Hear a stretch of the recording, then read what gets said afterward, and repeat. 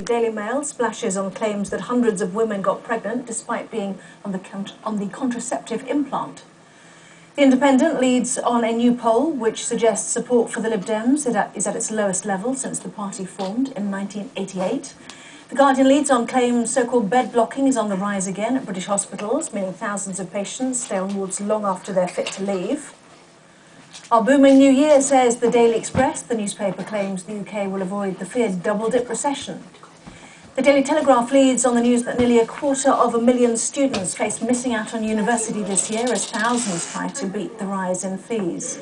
According to the Financial Times, the rising cost of importing oil is threatening the economic recovery of countries around the world.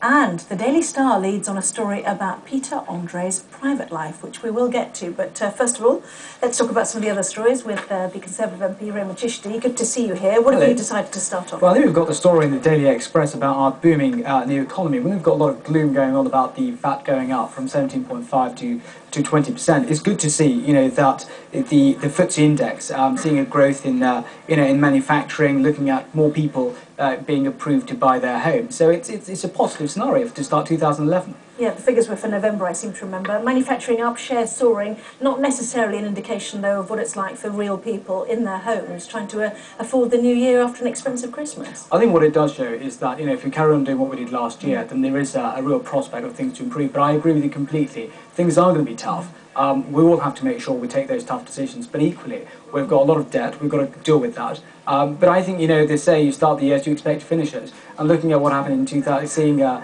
results of 2000 and 2010, to say things have improved in December, I think, we can be optimistic, but it is going to be tough. Any wobbles within the Conservative Party about the VAT increase? Because it is a psychological thing for people, isn't it? Knowing that it's obviously more expensive for people. I don't think there's any wobbles at all, actually, because what you have to look at, VAT is one thing. Look at the package overall. Corporation tax has gone down. In terms of national insurance, for the employer, that hasn't been that increased either. So the overall package, I think the Conservative Party fully support it, and so do our coalition partners, which is very good. We'll come on to the Lib Dems' woes a bit later on, but Financial Times talks about the danger of oil prices entering a difficult period and hampering growth around the world. I think there's always going to be uncertainty, and I think, as the report says quite clearly, the countries which produce oil, have said they're going to increase their prices, but equally, the 34 countries, the richest countries, according to the OECD, have made their representations. We have to work with them. But I think in the long term, what we have to do, we have to be more self-sufficient and reliable on ourselves, rather than reliant on those countries. You're talking about nuclear, then? No, I'm saying nuclear is one option, but equally, I think if you look at electronic cars, rather than simply going down the line of petrol and diesel... You still have to produce electricity, though, don't you? Yeah, of course, and I say, you've got to look at the whole package. So nuclear is one of them, which I think it's a constructive way forward. But equally, rather than being reliant on the Middle Eastern countries and other countries like Venezuela with their oil production, we ourselves have to do things differently. And equally with transport, look at Crossrail with trains to make sure that more people use public transport. And the point then comes to it is to make sure that public transport is more affordable so people use it rather than having to use their cars.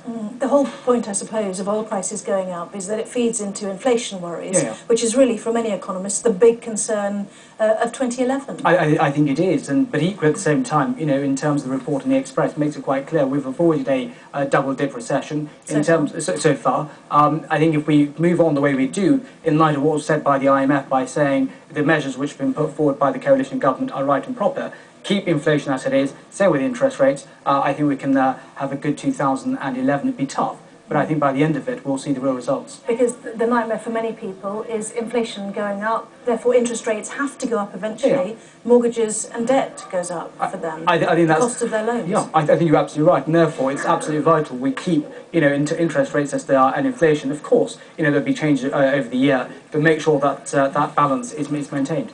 Meantime, The Independent has a woeful-looking Nick Clegg. Lib Dem support hits an all-time low, is their headline.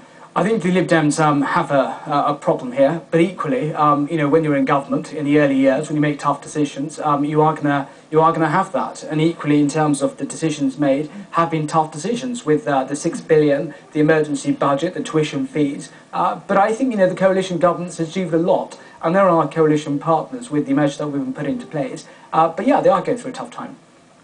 Does it matter to the Tories that the Lib Dems are sacrificing themselves for the greater good of the coalition? Is that just inevitable of modern day politics? I think what it comes down to is you've got to do what's in the greater good of the country, and I think in that, the coalition, when I see it on the back benches... Well, in many of your heartland areas, you know, you won't mind if the Lib Dems aren't doing well. That's the point, isn't it? Do you know, I think with the Lib Dems, it's important, you know, that we work together. I think the Lib Dems have, you know, taken some tough decisions, but equally what it comes down to, there's a difference from being in opposition and saying things, and there's a difference from being in government. When you're in government, you have to make those tough decisions, and I think that's the Lib Dems are finding. But do I think they can come through it, and do I think the coalition can move forward? There's going to be some tricky times ahead with control orders, but I think, you know, we can get through it.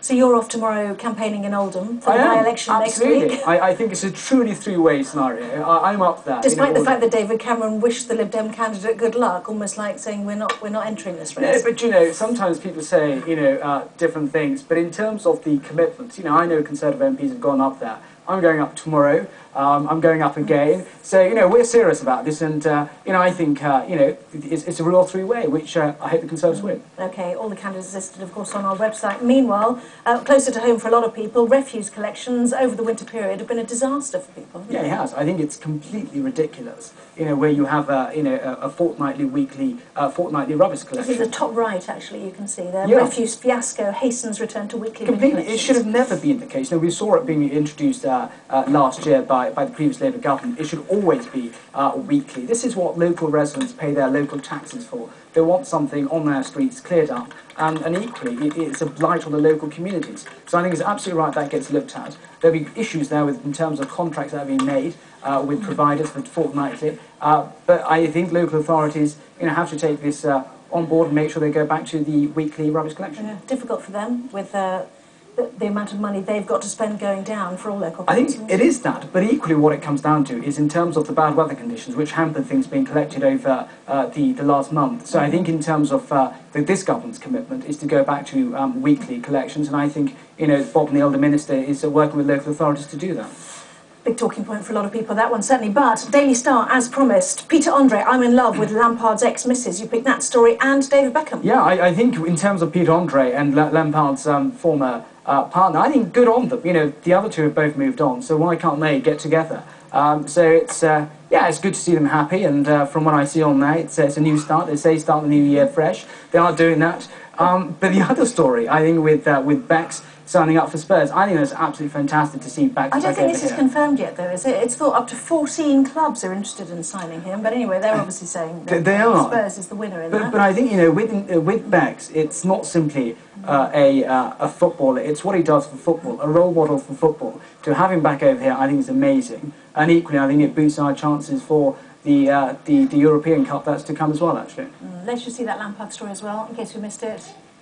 There we go, Peter Andre, Star, Peter's dating, Wag, Ellen Rebus. So we'll talk more about all of those stories, no doubt. Thank you very much indeed, Rehman. We will see you later for our full press preview coming up at 11:30.